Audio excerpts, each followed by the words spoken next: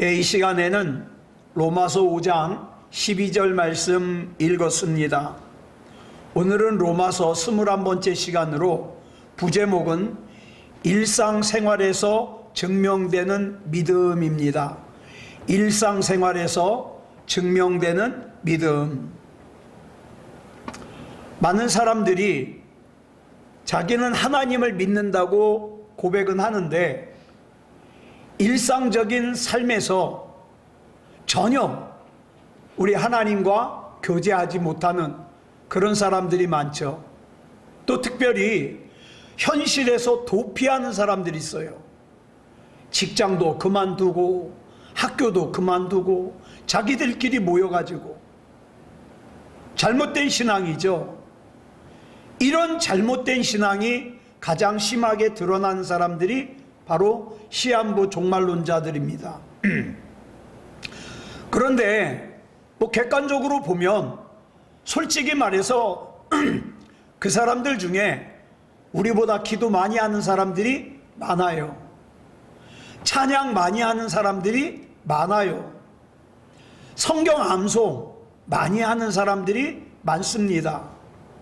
심지어는 자기의 재산을 다 정리하고 직장도 학교도 그만둘 정도로 열정이 있는 사람들이 많아요.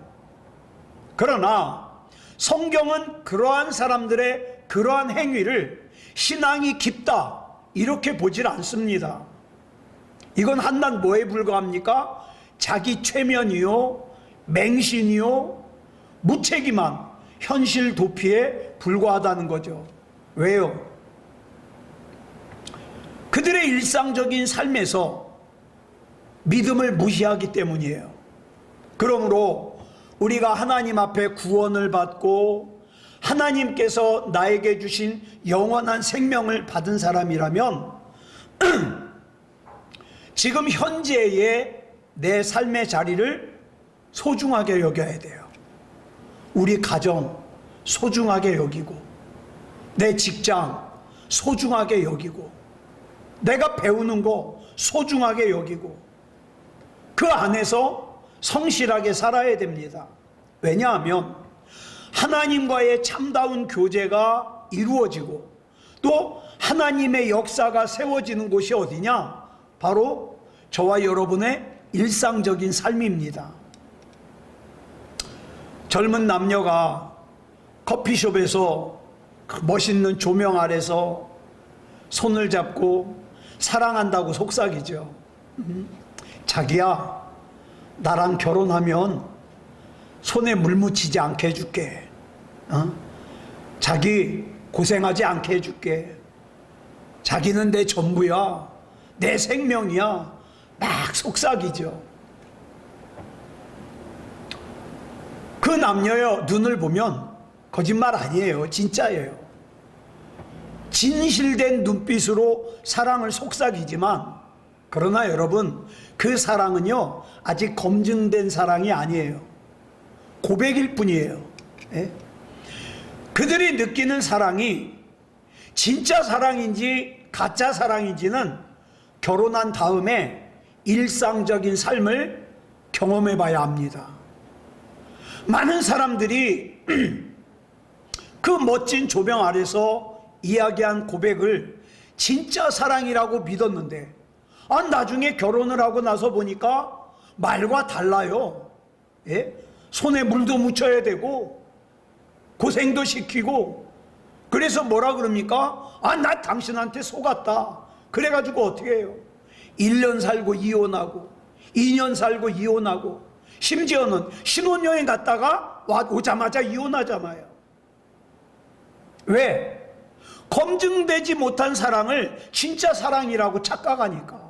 여러분, 우리가 예배당에 와서 하나님께 기도하고 예배드리고 찬양하는 거 역시 뭡니까? 고백이에요. 나 하나님 믿습니다. 고백이에요. 나 하나님 사랑합니다. 고백이에요.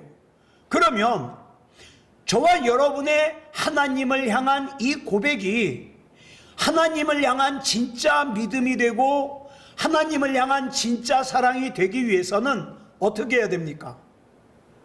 우리의 일상적인 삶에서 증명돼야 돼요. 증명돼야 돼요. 근데 여러분, 일상적인 삶에서 증명되지 못한 믿음들이 너무 많아요. 너무 많아요. 따라서 우리의 일상적인 삶이야말로 진짜 중요한 예배라고 할 수 있어요. 우리 일상적인 삶보다 더 아름다운 찬양은 없죠. 우리 일상적인 삶보다 더 진실한 기도도 없습니다. 우리 일상적인 삶이 그래 중요한 거예요. 자, 그럼 정리하겠습니다. 우리는 하나님의 원수가 되었던 사람들이에요. 그런데 하나님의 일방적인 사랑으로 하나님의 자녀가 되는 구원을 받았습니다. 그러므로 우리는 하나님 안에서 진짜 즐거워하는, 진짜 기뻐하는 삶을 살아야 돼요.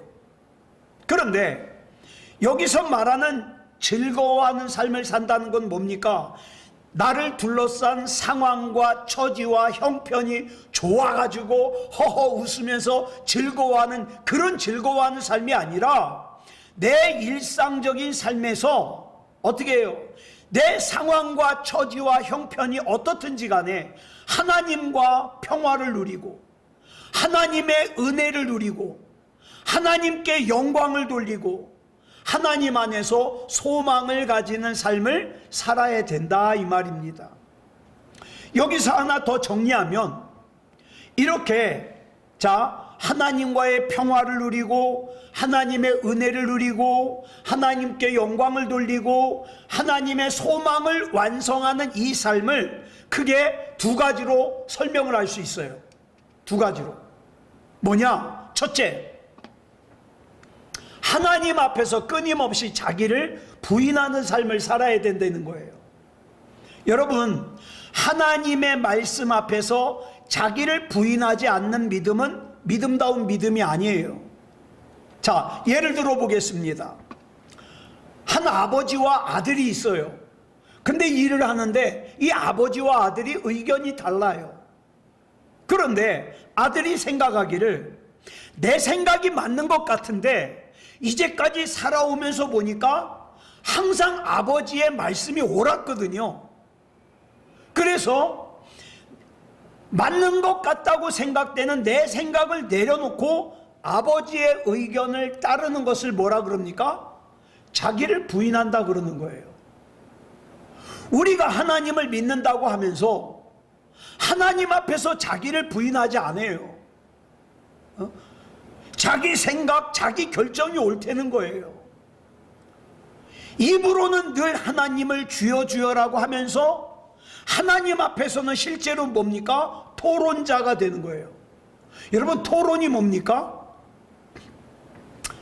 자기 답을 미리 정해놓고 다른 사람이 자기 생각에 동의할 수 있도록 설득하는 게 토론이에요.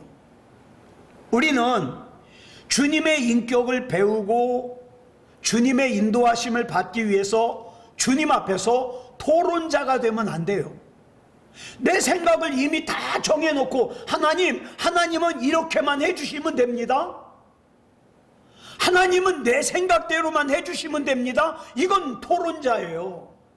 그 토론자가 되지 않고 뭐가 돼야 돼요? 대화자가 돼야 돼요. 토론자는요, 끝까지 자기 생각이, 자기 판단이, 자기 결정이 옳다고 자기 생각을 내세우지만 배우기 위해서 하나님과 대화하는 사람은 어떻습니까? 하나님과 대화하는 중에 깨닫게 된 하나님의 뜻, 하나님의 인도하심에 대해서 어떻게 해요? 자기 생각을 내려놔요. 아, 나는 내 생각이 옳은 줄 알았는데 하나님 앞에 내 생각을 내려놔요. 이걸 뭐라 그래요? 자기 부인이라 그래요. 이렇게 자기를 부인하고 하나님의 뜻에 순종함으로 하나님의 평화와 하나님의 은혜와 하나님의 영광과 하나님의 소망이 내 삶 속에서 채워지게 되는 거죠. 여러분, 인간은 이기적인 존재예요. 인간은 탐욕적인 존재예요. 그렇기 때문에 하나님의 뜻과 인간의 뜻이 일치하지 않을 때가 많아요. 예? 그러므로 우리는요, 하나님의 말씀 앞에서 하나님께서 나에게 깨닫게 해주시는 그 뜻 안에서 우리는 끊임없이 자기를 부인해야 돼요. 그렇지 않으면 하나님의 말씀을 어떡합니까? 예배도 안 드리면서 기도도 안 하면서 하나님의 말씀을 다 어디다 갖다 붙여요? 자기 욕심 채우는데, 자기를 만족시키는 일에 그런 도구로만 쓰는 거예요. 하나님 구하면 주신다 그랬잖아요. 예배도 안 드리면서, 기도도 안 하면서. 하나님 두드리면 열린다 그랬잖아요. 참된 믿음의 사람이라고 할 수 없는 거죠. 많은 사람들이 자기를 부인하는 것을 다른 사람들 앞에서 하는 것이라고 착각을 해요. 아니에요. 자기를 부인하는 것은요, 사람들 앞에서 부인하는 게 아니라 하나님의 말씀 앞에서 부인해야 돼요. 내가 하나님의 말씀을 읽다가, 내가 하나님의 말씀을 듣다가, 하나님께서 나에게 원하시는 뜻이 이거구나. 그러면 내가 손해를 봐도 자기를 부인해야 돼요. 순종해야 돼요. 교회에서 보면 사람들에게는 잘하는데 하나님께 인색한 사람들이 있어요. 사람들에게 시간을 사용하는 것은 아깝지 않은데 하나님께 사용하는 시간은 아까워해요. 사람에게 커피 사주고, 커피가 되게 비싸잖아요. 커피 사주고 밥 사주는 건 아깝지 않은데 하나님께 헌물 드리는 건 아까워하는 사람이 있어요. 잘못된 신앙이죠. 자, 때로는 내가 잘못한 것이 없는데 누군가 나를 비방할 수 있어요. 나를 미워할 수 있어요. 나를 힘들게 할 수 있어요. 그런데 기도만 하려고 그러면 하나님께서 그 사람 용서하래요. 그 사람 품어주래요. 하나님, 이 사람은 이유 없이 나를 힘들게 했는데요. 이유 없이 나를 공격했는데요. 그래도 용서하라고 하면 용서하는 거예요. 왜? 그게 자기 부인이거든요. 근데 이게 절대 쉽지 않아요. 그래서 바울은요, 고린도전서 15장 31절에서 뭐라 그랬습니까? 빨간색만 시작. 나는 날마다 죽노라. 이게 얼마나 힘든지 바울은 자기를 부인하는 것을 뭐라고 표현했어요? 죽는다고 표현했어요. 여러분, 바울이 위대한 사도가 될 수 있었던 이유는 이렇게 날마다 죽었기 때문이에요. 죽었기 때문에. 자기 생각도 죽고, 자기 판단도 죽고, 자기 계획도 죽고, 그렇죠? 죽었어요. 하나님의 말씀 앞에서 자기를 부인하는 죽음을 죽은 거예요. 자, 하나님의 말씀 앞에서 자기가 죽으니까 뭐만 남아요? 하나님의 말씀만 남죠. 예를 들어서 어떤 아이가 결혼할 때가 됐어요. 이제 정년기가 됐는데 이러는 거예요. 나는 우리 부모님이 정해주는 사람하고 결혼할 거야. 무슨 뜻이에요? 이 말 속에는 내 부모님이 나에게 주는 건 다 오라, 다 좋아, 난 내 부모님 믿어, 이런 뜻 아니에요? 그런데 나는 내 부모님이 정해주는 사람보다 내가 좋아하는 사람하고 결혼할 거야. 무슨 뜻입니까? 부모 못 믿겠다는 거죠. 못 믿겠다는 거죠. 자, 하나님의 말씀이 내 생각보다 옳다는 믿음이 있다면 하나님의 말씀이 내 생각과 다를 때 어떻게 해요? 내 생각을 부인해야 돼요. 근데 이게 쉽냐고요? 어려워요. 자, 하나님의 말씀을 따르고 하나님의 말씀에 순종하는 것은요, 내 생각이 없어서가 아니에요. 여러분, 사람들 중에 자기 생각 없는 사람이 누가 있겠습니까? 내 생각이 있지만 그러나 하나님의 말씀에 대한 믿음과 신뢰가 있기 때문에 내 생각을 부인하는 거예요. 성경을 읽다 보면 저는 그런 경우가 많아요. 진짜 읽기가 부담스러워요. 이런 말씀을 좀 건너뛰었으면 좋겠어요. 하나님이 진짜 나에게 이렇게 살으라고 할까봐 겁나는 말씀들이 있어요. 자, 그런데 정말 하나님 말씀에 대한 믿음이 있다면, 그리고 그 하나님의 말씀이 진리요 생명이라고 믿는다면 어떻게 해요? 부담스러워도 받아들여야 되는 거죠. 이게 자기 부인입니다. 하나님의 말씀 앞에서 한 번 죽어보잖아요. 두 번째 죽을 땐 좀 쉬워요. 세 번째 죽을 땐 더 쉬워요. 자, 이론적으로는요, 하나님께서 나에게 뭘 원하시는지 알아요.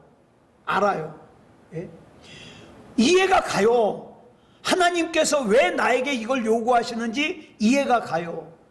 그런데 그 하나님의 뜻대로 살지 못하는 이유가 뭐냐? 내가 하나님 앞에서 나를 부인해 본 적이 없거든요. 하나님 만나기 전에 야곱처럼 자기 지혜로 살았거든요. 자기 힘으로 살았거든요. 자기 꾀로 살았거든요. 그러니까 자기를 부인하는 게 어려운 거예요. 그러나 진짜 믿음은 뭘로 나타난다? 자기 부인으로 나타난다. 그 다음 두 번째로, 하나님 안에서 살아가는 것은 작은 일에 충성하는 거예요. 여러분, 큰 일에는요 사람들의 박수가 있습니다. 알아줘요. 그런데 우리가 기억해야 될 게 있어요. 그 관심과 박수는요 사람으로부터 주어지는 관심과 박수예요. 사람으로부터 내가 관심과 박수를 받잖아요. 그 영원하질 못해요. 어느 정도 시간이 지나잖아요. 다 잊혀져요. 공허한 거예요. 반면에 작은 일에는 사람들이 몰리질 않아요. 왜? 알아주질 않으니까. 그런데요, 성경의 원칙이 뭐냐? 사람들의 관심과 박수가 없는, 사람들이 몰리지 않는 작은 일에 뭐가 있다? 하나님의 관심과 하나님의 박수가 있다. 예수님께서 이 땅에서 복음을 전하실 때 왜 제사장들과 서기관들과 바리새인들이 예수님을 우습게 봤을까요? 저런 사람이 무슨 메시아냐고 조롱했을까요? 그들이 보기에 예수님은요 하찮은 일만 하고 다녔어요. 하찮은 일만. 자, 볼까요?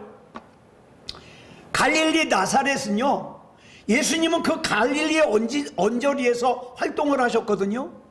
근데 그 갈릴리 언저리는요 이스라엘에서 가장 가난한 동네예요. 자, 이스라엘에서 가장 못 사는 동네에서 못 사는 사람들 모아놓고, 배우지 못한 사람 모아놓고 선생 노릇하고 있는 거예요, 예수님이. 그러니까 가진 거 많은 사람들이 볼 때 얼마나 하찮게 생각됐어요. 아유, 저 무식한 사람들 모아놓고 선생 노릇하네. 예? 그런데요, 사람들은 조롱했는데 그 예수님의 작은 일에 하나님의 은혜와 하나님의 능력이 역사하셨습니다. 오늘 저와 여러분이 마찬가지예요. 사람들이 알아주는 일보다 하나님이 알아주시는 일이 더 귀하잖아요. 예? 여러분, 이스라엘 민족이 가장 자랑스럽게 생각하는 왕이 누굽니까? 다윗 왕이에요. 다윗은요 이새라는 사람의 8명의 아들 가운데 막내예요. 어느 날 다윗이 들판에서 양을 치고 있는데 아버지 이새가 다윗을 불러요. 이 당시에 블레셋과 전쟁이 벌어졌는데 다윗의 형 셋이 전쟁터에 나가 있어요.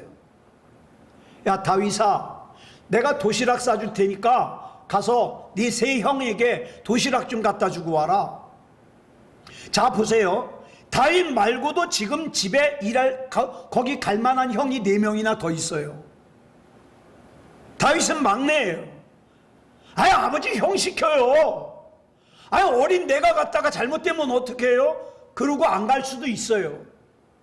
그런데 다윗은 아버지의 말씀에 순종해서 심부름을 하러 갑니다. 갔다가 뭘 봐요? 하나님의 백성을 모독하고 하나님을 모독하는 골리앗이라는 거인을 보게 되죠. 그래서 화가 나가지고 그 골리앗과 싸워 골리앗을 쓰러뜨림으로써 뭡니까? 이스라엘의 위대한 지도자가 되고 나중에 그것이 시작돼서 이스라엘의 왕이 되거든요. 작은 일에 충성했더니, 도시락 배달하는 작은 일에 충성했더니 그 다윗이 우리가 아는 다윗이 되더라 이 말이에요. 여러분, 이 세상에서 홀로 된 시어머니 모시는 일이 나에게는 사명이야, 나에겐 가장 중요한 일이야, 이렇게 생각하는 사람이 누가 있겠습니까? 아무도 없을 거예요. 그런데 성경에 나오는 룻이라는 여인은요, 시어머니를 모시는 일이 하나님께서 자기에게 맡겨주신 사명이라고 생각했어요. 그래서 어머니께서 계시는 곳에 나도 있을 거라고 계속 시어머니를 쫓아다니죠. 그런데 토미 테니라는 목사님이 돌이킴이라는 책을 썼는데, 이 책의 내용을 보니까 이 룻이 누구냐? 에훗이라고 하는 사사에게 죽임을 당한 모압 나라의 왕 에글론의 딸이에요. 에글론의 딸이에요. 그러니까 누굽니까? 공주예요, 공주. 유대인들의 전승에 의하면 나오미의 남편인 엘리멜렉이요, 유다의 지도자였어요. 자, 유다의 지도자인 엘리멜렉이 모압으로 이주를 했을 당시에는 굉장한 부자예요. 능력 있는 사람이에요. 그러니까 모압의 왕 에글론이 자기 딸 둘을 다 한 집안에 시집을 보낼 정도로, 룻과 오르바를, 엘리멜렉의 두 아들인 말론과 기럐에게 시집을 보내잖아요. 그러니까 룻은 뭐예요? 모압의 공주예요. 그런데 모압의 공주인 룻이 홀시어머니인 나오미를 따라 베들레헴으로 와서 남의 밭에서 이삭을 주워 먹어요. 그렇게 연명을 해요.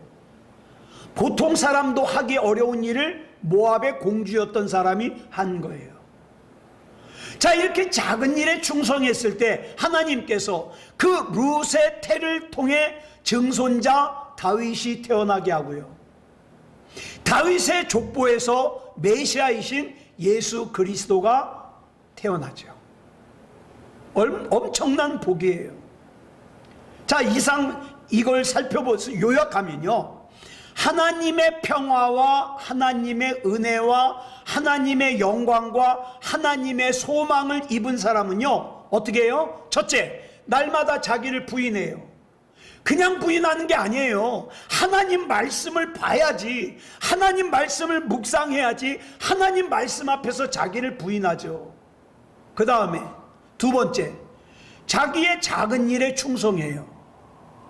또 그처럼 자기를 부인하고 작은 일에 충성하는 사람은 어떻게 된다고요? 하나님과 평화롭고 하나님의 은혜를 받고 하나님께 영광을 돌리고 하나님의 소망이 넘치는 삶을 살 수 있다 이 말이죠. 다니엘서 1장을 보면 다니엘이라고 하는 청년이 바벨론으로 포로로 끌려갑니다. 여러분, 다니엘은 귀족이에요. 예루살렘에서 귀족의 신분에다가 굉장히 똑똑했어요. 영재예요, 영재. 그래가지고 예루살렘을 침략한 느부갓네살이 그 똑똑한 귀족의 아이들을 갖다가 바벨론으로 데리고 가서 일을 시키려고 데려갔어요. 그리고 나서는 황관장에게 명령하죠. 얘네들 잘 먹여라. 자, 그러니까 잘 먹는다는 건 뭡니까? 진수성찬을 먹는다는 거예요. 그런데 자, 느부갓네살 왕이 다니엘에게 먹으라고 내려준 이 진수성찬의 재료가 뭐냐? 그 바벨론의 왕이 먹는 음식 중에 고기는요, 다 우상에게 바쳤던 제물로 해서 먹는 거예요. 여러분, 젊은 다니엘이 왜 고기 먹고 싶지 않겠어요? 막 고기 굽는 냄새가 나면 얼마나 군침이 돌까요? 그런데 이 다니엘은 하나님 앞에서 그 고기를 먹고 싶은 자기의 욕망을 부인하고 우상 앞에 바쳤던 음식을 먹으면 안 된다는 하나님과의 약속을 지키며 어떻게 해요? 하나님 앞에 자기를 부인하는 거예요. 자, 그런데 고기를 안 먹으니까 환관장이 걱정이 되는 거예요. 왜? 제 고기 안 먹였다가 얼굴이 이렇게 초췌해지거나 마르거나 피부가 거칠어지면 왕한테 자기가 혼나거든요. 어쩌면 죽을지도 몰라요. 그래가지고 야, 다니엘 좀 제발 먹어라. 그랬더니 다니엘이 이렇게 얘기를 하죠. 제가 이 고기를 안 먹고 열흘 동안 한번 지켜보십시오. 저 고기 먹은 애들하고 고기 안 먹은 나하고 누구 피부가 더 좋은가 한번 그때 봐주십시오. 열흘 동안 채식만 했어요. 열흘 지나고 보니까 진수성찬으로 잘 먹은 애들보다 어떻게 해요? 다니엘이 더 피부가 좋고 그 다음에 똑똑해 보이는 거예요. 이러한 다니엘을 하나님께서 어떻게 쓰셨습니까? 그 다음에 역사를 보면 그 후로 75년 동안 바벨론의 왕이 6번 바뀌어요. 근데 여러분 이거 중요한 거예요. 왕이 한번 바뀌잖아요. 그러면 지난 왕 때 신하였던 사람들은 다 물갈이에요. 왜? 반란이 일으킬 수 있거든요.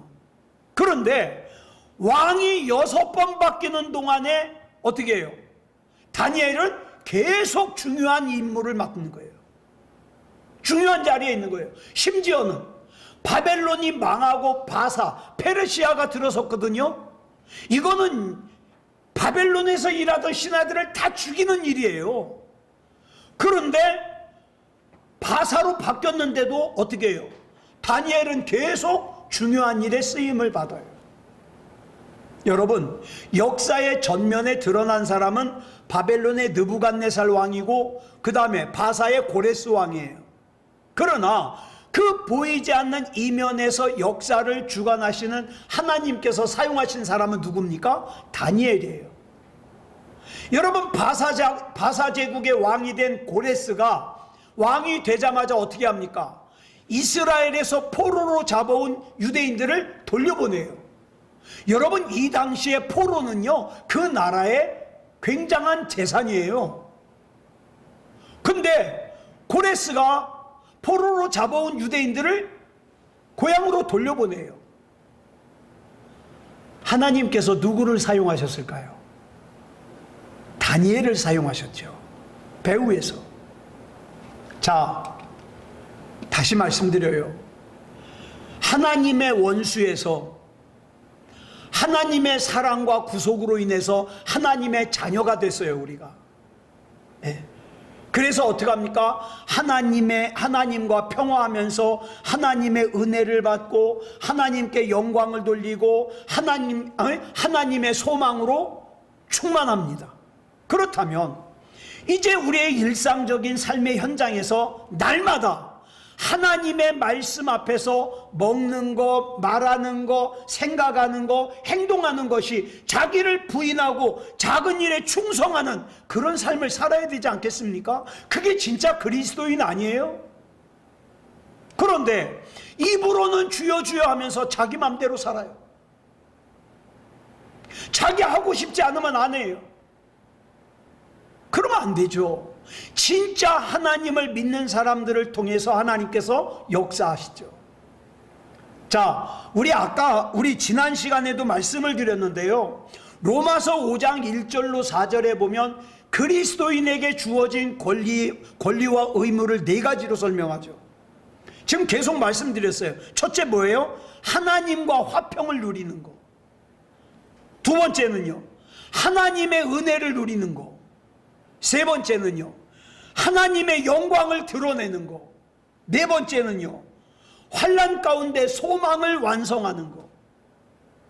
그러면 어떻게 이런 삶을 살 수 있느냐? 본문 5절이 그 대답을 우리에게 알려주고 있어요. 빨간색만 시작. 하나님의 사랑이 우리 마음에 부은 바 됨이니. 하나님의 사랑이 우리 마음에 부은 바 된 사람이 가능해요. 그럼 여기서 말하는 하나님의 사랑이 어떤 사랑인가?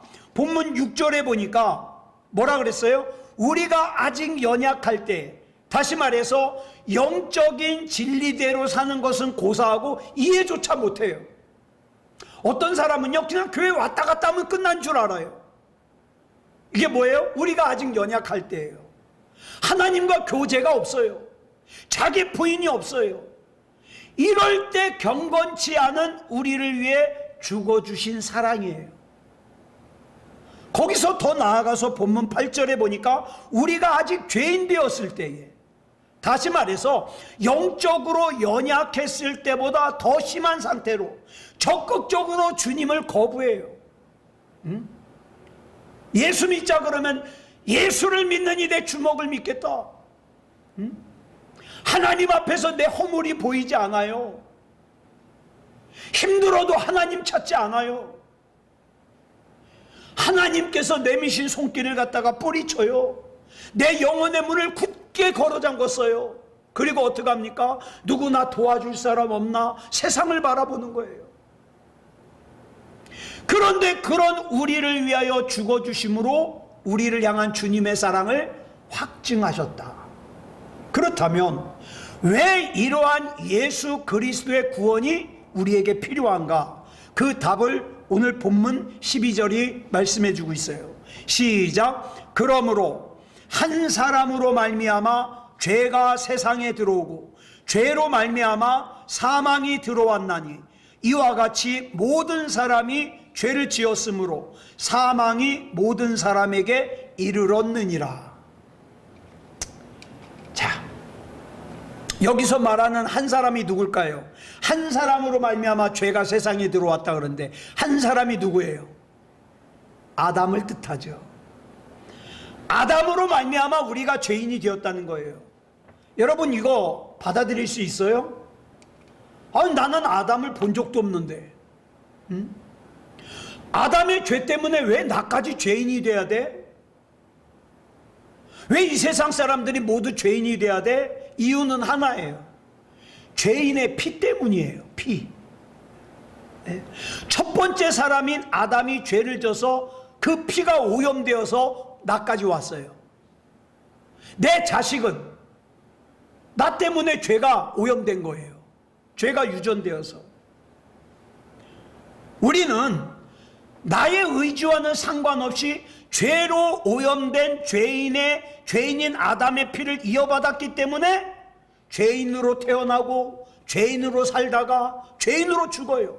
내가 낳는 자녀도 마찬가지예요. 왜요? 죄인의 피를 이어받았거든요. 자, 그러면 이제 중요한 게, 그러면 우리를 죄인으로 만드는 피만 있냐? 아니요. 우리를 의인으로 만드는 피도 있어요. 여러분 알고 계시잖아요. 예수님의 피. 네. 그래서 우리를 의인으로 만드는 피에 대해서는 다음 시간에 좀 더 정확하게 나누도록 하겠습니다. 기도하겠습니다. 사랑하는 주님 감사합니다. 오늘 로마서 5장의 말씀을 통하여 우리의 진짜 믿음은 일상적인 삶에서 나타난다는 것 나누었습니다. 예배 드릴 때, 교회에서 모일 때는 다 믿음이 좋아 보입니다. 그러나 하나님 말씀 앞에서 내 생각, 내 행동, 내 판단, 내 결정을 내려놓을 수 있는 자기 부인이 필요하고, 하나님께서 원하시는 일이라면 작은 일에 충성할 수 있는 그 마음이 필요하니 하나님 그렇게 사용하여 주시옵소서. 하나님 앞에서 믿음다운 믿음이고 싶습니다. 이 마지막 때에 정말 찾아보기 힘든 그 믿음다운 믿음, 우리 주님의 피로 값주고 세워주신 우리 새소망교회 가득하게 하시고 한 사람도 빠짐없이 구원받을 수 있는 믿음, 생명책에 이름이 기록되는 믿음, 하나님이 인정하시는 믿음이게 해 주시옵소서. 모든 것을 우리 주님 앞에 맡겨드리오며 그리스도 예수님의 이름으로 감사하며 기도드려 싸움나이다. 아멘.